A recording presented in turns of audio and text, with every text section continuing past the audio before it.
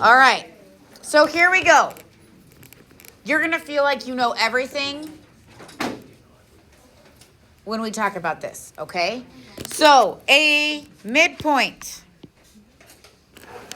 divides the segment into two congruent segments. So in this picture, notice the tick marks, right? M is the midpoint of AB. So since M is the midpoint, we know that AM is congruent to MB.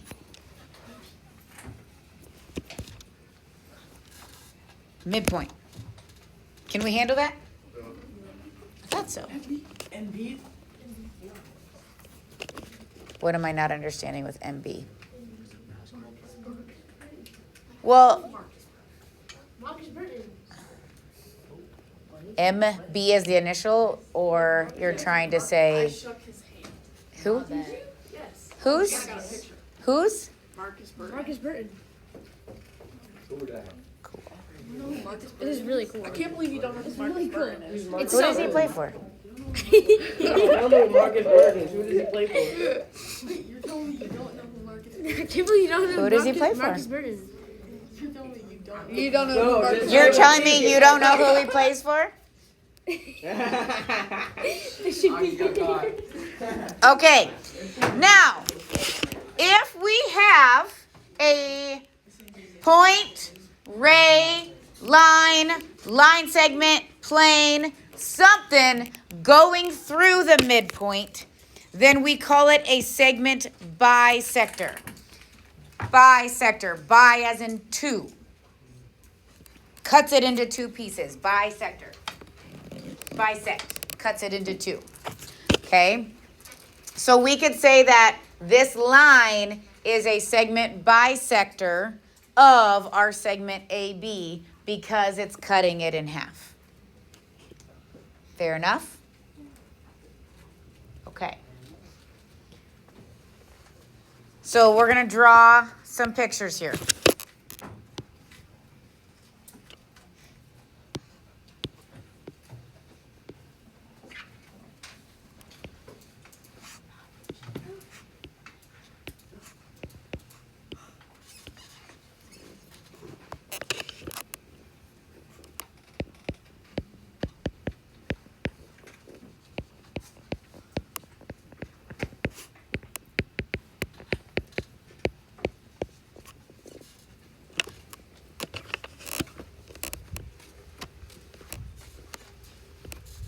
Okay, so I'm having you draw this for me, please.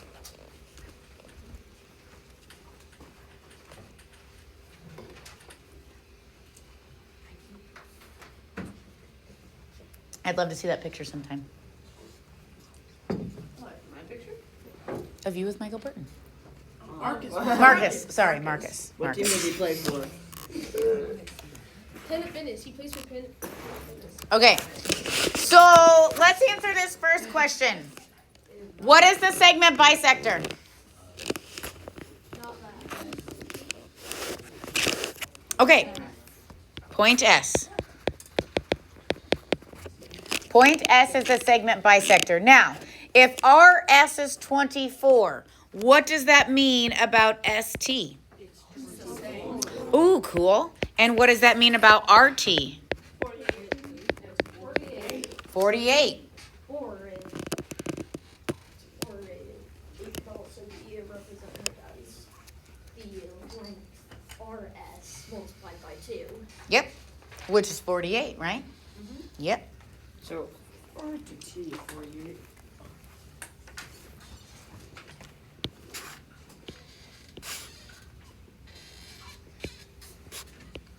One more picture, then we'll go to the next page with our formulas. Okay.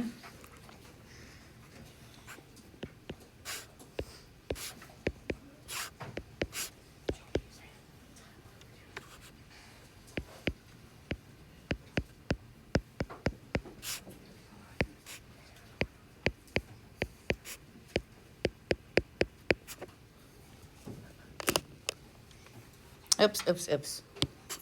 Not RS. Sorry about that.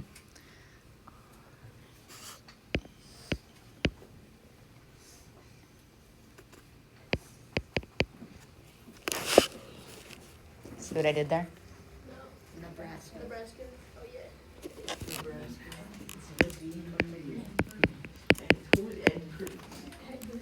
Okay, just stop while you're ahead. Okay, so kind of like in your warm-up, I am not going to ask us to find x. My final answer is, hey, what is NB?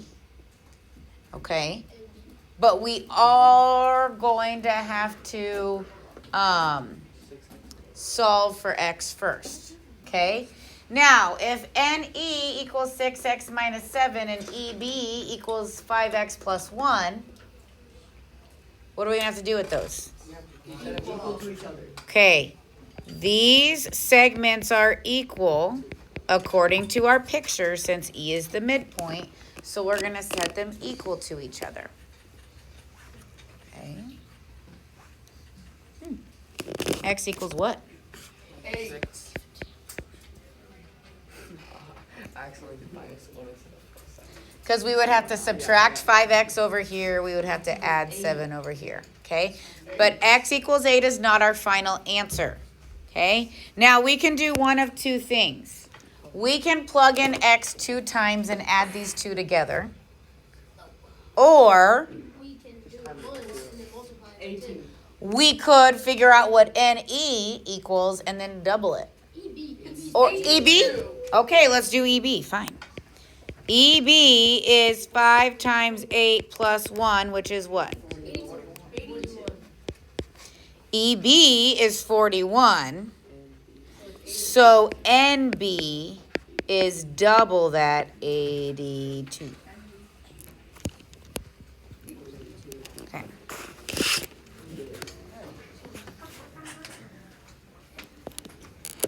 All right. On the top of the next page, hey, the midpoint formula. This is what you guys figured out how to do. You are not going to have to graph your segments.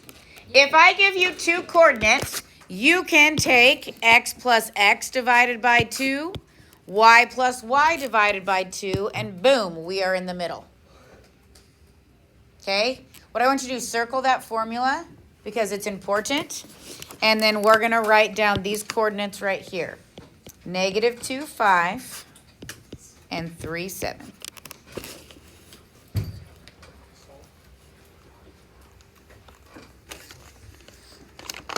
Is this yours, Evie? Oh yeah. Do you not want it anymore? No. Okay.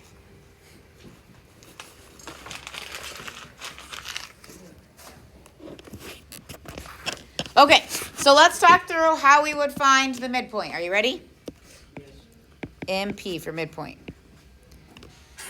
What do we do with our x's? Add them together, divide by 2. And then our y's, we're going to add 5 plus 7 together and divide by 2. So notice how we took x, x here, y, y here. Okay, so our midpoint, without having to graph it, is at 1/2, comma 6.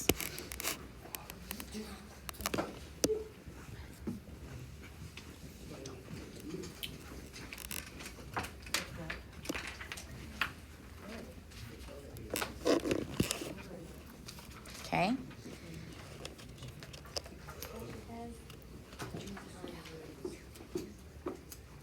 Okay. The last thing we need to talk about is the distance formula. Okay. Now, we know that, I'm just going to zoom in on this triangle. Okay. We know that a squared plus b squared equals c squared for our Pythagorean theorem. Yes, you learned that in algebra, correct? Yeah. Okay, so instead of A, B, C, we have, okay, how far apart are my x coordinates? How far apart are my y coordinates? So when we do the Pythagorean theorem but with coordinates, it's going to look like this. I want everybody to circle this.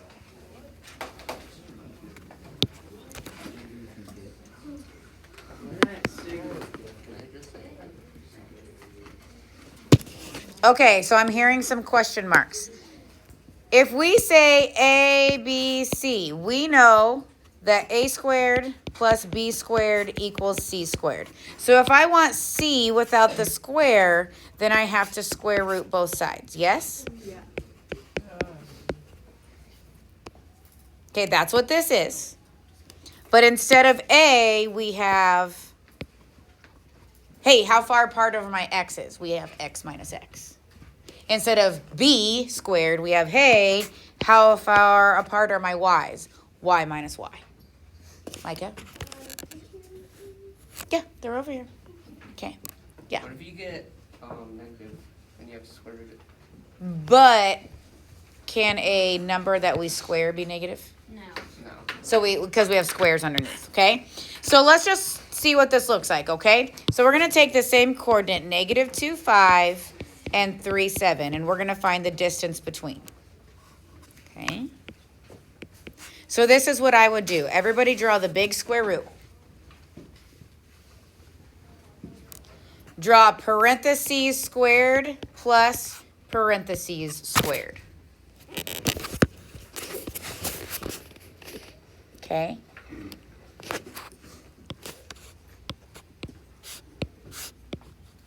X's are going to go in one parentheses. Y's are going to go in the other. So what we're going to do, we're going to take x minus x. Okay? So I'm going to take 3 minus negative 2. Because those are my x's. Can you do that? What? I can do that one. Okay. How about y minus y?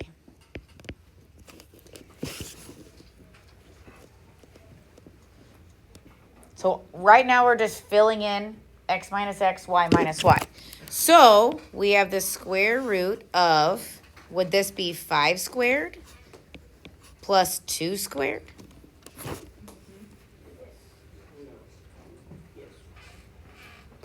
Okay.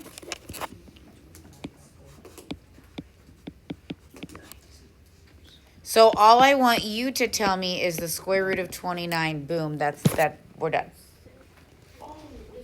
But leave it.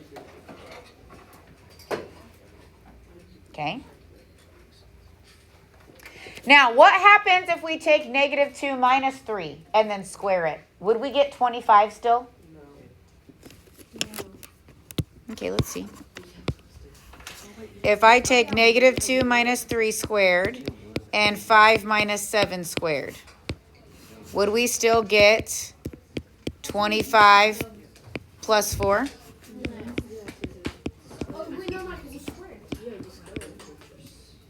So it is okay if you, it doesn't matter which coordinate comes first. Does not matter. Okay? But we just need x minus x squared plus y minus y squared. Figure out what those numbers are and then square root it. Okay? Okay, turn the page for me to page 16. Okay? On numbers 10, 11, and 12, could you X out the instructions and write find distance? Okay? So on page 16, you're going to do all of it in your student journal. But for numbers 10 through 12, I want you to find the distance for those and not what they're actually asking you to do. That is your homework, yeah. Okay? So if you want right now to just try one of the distance formula ones to make sure that you can do it, that would be great.